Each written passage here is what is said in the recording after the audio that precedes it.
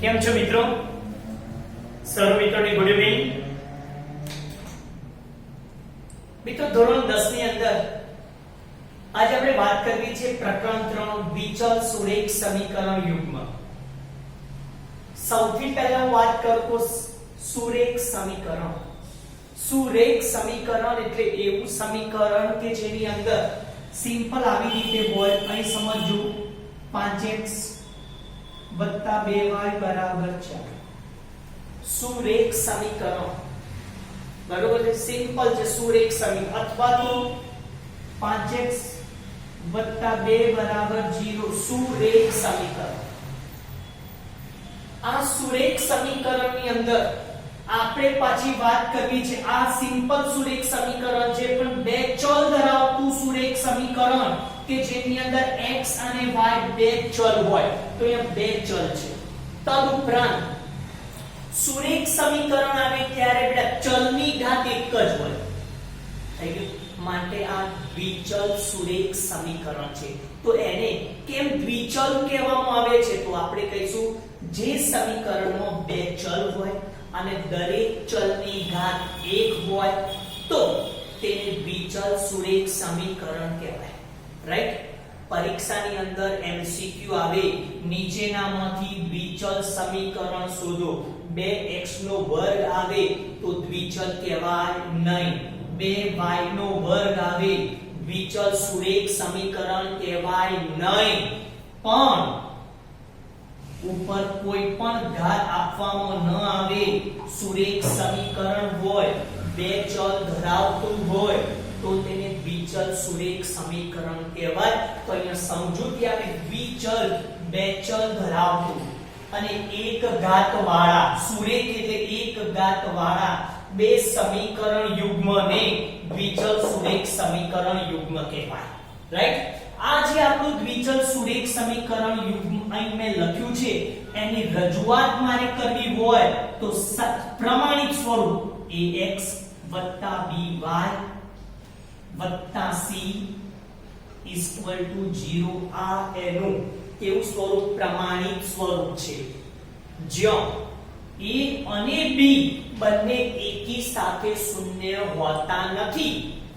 એટલે આપણે એવું કહેવાય કે a અને b એક સાથે શૂન્ય નથી. MCQ પૂછાય, એક સાથે શૂન્ય નથી. તમે એમ થાય કેમ આવું હશે? ચલો બંનેને એક સાથે શૂન્ય લખું.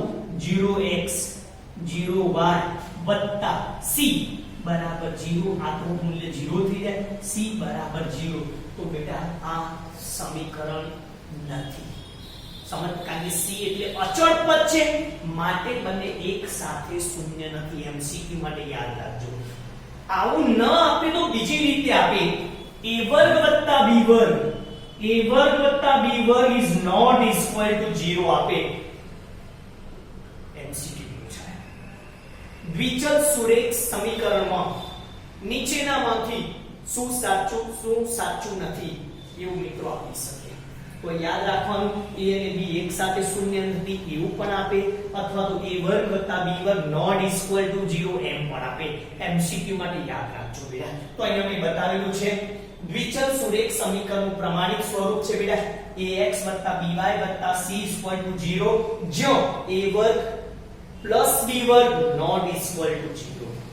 અથવા a અને b એક સાથે શૂન્ય નથી. કમ્પ્લીટ? હવે બેટા આ જે સમીકરણ પ્રમાણિત સ્વરૂપ છે એના બે પ્રમાણિત સ્વરૂપો જોઈએ, કારણ કે આપણે યુગ્મ બતાવવાના છે. એટલે બે સમીકરણો હોય બેટા, એનો મતલબ સમીકરણ 1 માટે હું એવું કહીશું a1x + b1y + c1 = 0. તેથી આગળ સમીકરણ 2 માં જો a2x + b2y + c2 = 0. અહીં મિત્રો તમારે સમજવાનું છે a1 b1 અને c1 એ વાસ્તવિક સંખ્યાઓ છે બેટા. કેવી સંખ્યાઓ છે? વાસ્તવિક સંખ્યાઓ છે, જ્યારે x y એ ચલ છે. ફરી એક વખત a2 b2 અને c2 એ વાસ્તવિક સંખ્યાઓ છે. મિત્રો યાદ રાખો, મતલબ x નો સહગુણક a2, અહીં x નો સહગુણક a1 એ એના સહગુણકો છે. અહીં મિત્રો તમે ધ્યાન આપીએ તો 5x + 2y = 4. બરોબર ને? તો એની અંદર આપણે વાત કરીએ કે x નો સહગુણક 5, y નો સહગુણક 2. કમ્પ્લીટ. અહીં હું લખું છું બેટા બીજું એક સમીકરણ યુગ્મ અહીંયા બતાવું.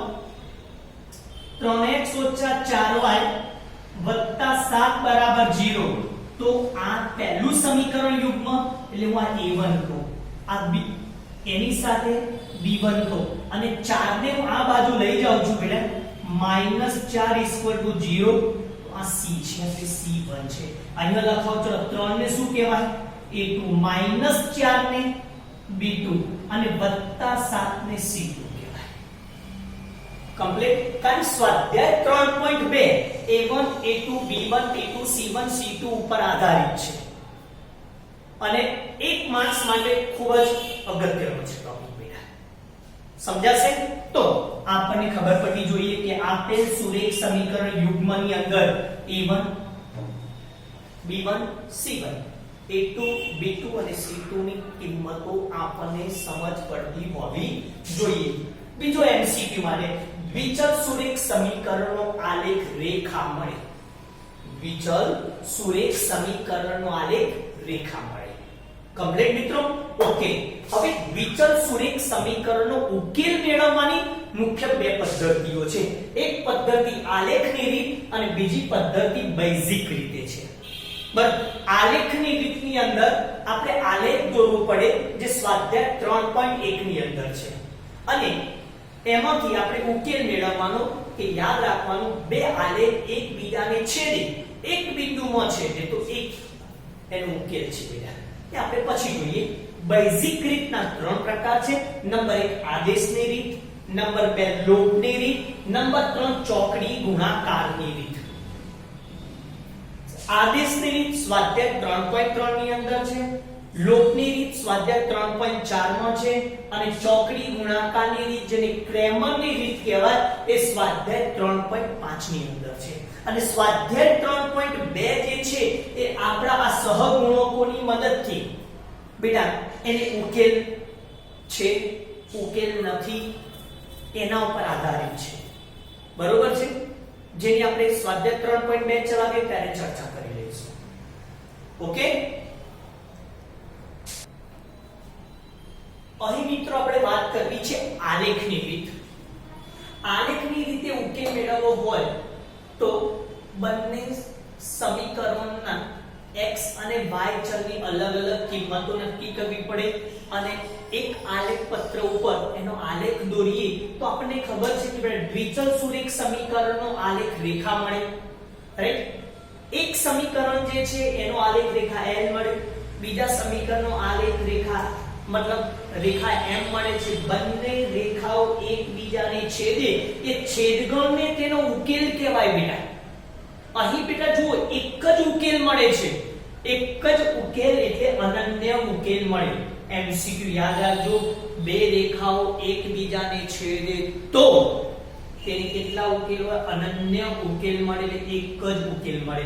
અને જ્યારે જ્યારે બે રેખાનો ઉકેલ મળ્યો માટે એને કહેવાય સમીકરણ યુગ્મ સુસંગત છે. ક્લિયર? જો ઉકેલ મળે તો સમીકરણ યુગ્મ સુસંગત છે તેમ કહેવાય. ઓકે મિત્રો? નંબર 2 A2 બે રેખાઓ એકબીજાને સમાંતર હોય. એકની રેખા l મળી, બીજા સમીકરણની રેખા m મળી. બંને રેખાઓ એકબીજાને સમાંતર છે તો અહીં ઉકેલ ખાલી હોય છે. ફાઈ કહેવાય. તો બે રેખાઓ એકબીજાને સમાંતર હોય તો તેનો ઉકેલ ખાલી ગણ છે. માટે આવા સમીકરણો એ અસંગત સમીકરણો કહેવાય, સુસંગત યુગ્મ કહેવાય નહીં. છેદે અથવા તો ઉકેલ મળ્યો સુસંગત, ઉકેલ મળતો નથી અસંગત. ઓકે? નંબર 3 A3 એટલે આલેખની રીતનો ત્રીજો નિયમ.